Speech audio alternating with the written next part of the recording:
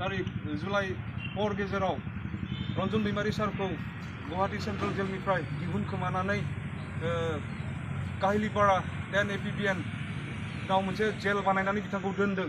दिनै बिनि सायाव दिनै जों NDFBफोरा सोमोनांदों आरो गिख्रंनाय मोनसे फैदों। दिनै आसाम सरकारा बिथांखौ रिलिज खालामनांगौमोन, भारत सरकारा बिथांखौ रिलिज खालामनांगौमोन एज ए बिटिआरनि सिगनेटरि हिसाबै। नाथाय रिलिजनि मुङाव दिनै गुवाहाटी सेन्ट्रेल जेलनिफ्राय लाबोनानै सिरि सिरि सिखावबाय, न'नि मानसिनो खबर होआलाफानो मानो दिनै NDFB आव मोनसे स्पेसियेल जेल बानायनानै सुपारिनटेन्डेन्ट आरो एसिस्टेन्ट जेलार बसायनानै दिनै रन्जन दैमारी सारखौ मानो दोनदों? दाखालि माखासे साननि सिगां जोङो थांनानै बिथांखौ लोगो हमहैदों। गोबां जों दुखु मोनदों नुनानै। जुन्थुफोर बायदि दिनै रन्जन दैमारीखौ आसाम सरकार आरो भारत सरकारा दोनदों। मानो दोनदों? दिनै सिगनेचार खालामखांनायनि उनाव सासे सिगनेटरिखौ दिनै मानो बेबायदि दोनदों? जों थांनानै मेगनाव मोदै गदों। ओरैबायदि गाज्रि मोनसे कन्डिसनाव बिथांखौ दोनदों। दिनै समस्त बर' रायजोनो जों खोन्थानो हास्थायदों, नोंथांमोना दिनै सिरि मोनखांनाया मोजां। जाय व्यक्तिनि थाखाय दिनै जोङो बर' होननानै देरगानानै थांनानै दङ, बिथाङा जुदि 1986 जुदि BSFखौ फर्म खालामोमोनबा जों दिनै बर' बायदि थांना थानो हागौमोन ना हायामोन? बियो दिनै जारिमिनखौ नायब्ला जोङो साननो गोनां जानानै दङमोन। बेबायदि समाव दिनै बिथाङा जातिखौ मोजां मोननानै सुप्रिम सेक्रिफाइस खालामनो थाखाय गावनि न'खर, गावनि सोलोंथाइ, गावनि मोजां जिउखौ हास्थायालाफानो जातिनि थाखाय बिथाङा हाग्रा बंग्रायाव दिनै खारलांदोंमोन। बेबायदि जातिखौ नेतृत्व होबोनाय, दैदेनबोनाय, सेभ खालामबोनाय लिडारा दिनै जातिनि मुङाव सुप्रिम सेक्रिफाइस खालामनानै दिनै बोराय अबस्थायावबो जिबायदि दुखुनांथावनायै दिनै आसाम सरकार आरो भारत सरकारनि नोजोराव बोलि जानांबाय थादों, बेखौ जों दिनै सोंखारिदों।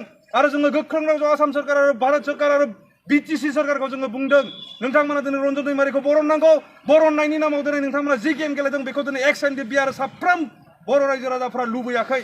दिनै जेलनिफ्राय बिथांखौ उदां खालामनायखौ लुबैदों।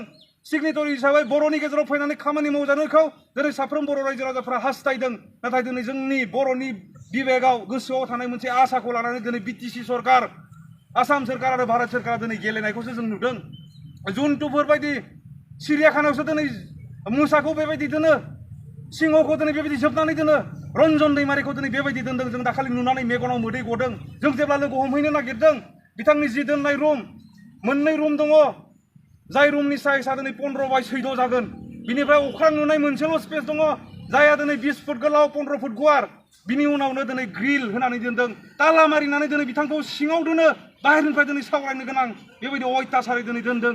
जेब्ला सेन्ट्रेल जेलाव बिथाङा दङमोन, जोंनि माखासे सेंग्राफोर, जोंनि सारमोनाबो लोगोसे दंफायोमोन। संनाय जानाय जेसांजिबाबो जोंनि सुबुंफोरजोंनो सुखु दुखु रायलायनानै बिथाङा दिनै थांनानै दङमोन। मोनसे आसाजों दङमोन, जेलाव थानानैब्लाबो मोनसे गोजोनाव बिथाङा दङमोन। नाथाय जिबायदि बिथांखौ हारसिङै लाबोनानै दोनफैदों, जि रुमाव दोनदों, बियो दिनै साफ्रोमबो बर' रायजो राजाफोरखौ दिनै दुखु होनाय, जोंनि BTR ओनसोलाव थानाय, BTC ओनसोलाव थानाय रायजोफोरनि आसाखौ लानानै दिनै गेलेनाय होननानै जोङो NDFBआ बुंदों। बेवहाय जोङो गोख्रों रावजों बुंदों, सोरखारा जुदि बिथांखौ मोजाङै जुदि सेन्ट्रेल जेलाव निफ्राय जुदि उदां खालामाब्ला, जि जेलाव दिनै दोनदों बिनिफ्रायनो जुदि फ्रि खालामाब्ला NDFBआ दिनै आखायाव गोबां रोखोमनि फारिलाइफोर लागोन। गोनां जायोबा जोङो हाइवे ब्लकेट खालामगोन, गोनां जायोबा जोङो रेल लामा जिरायथेगोन, गोनां जायोबा जोङो कभिड प्रट'कलखौ जों सिफायगोन।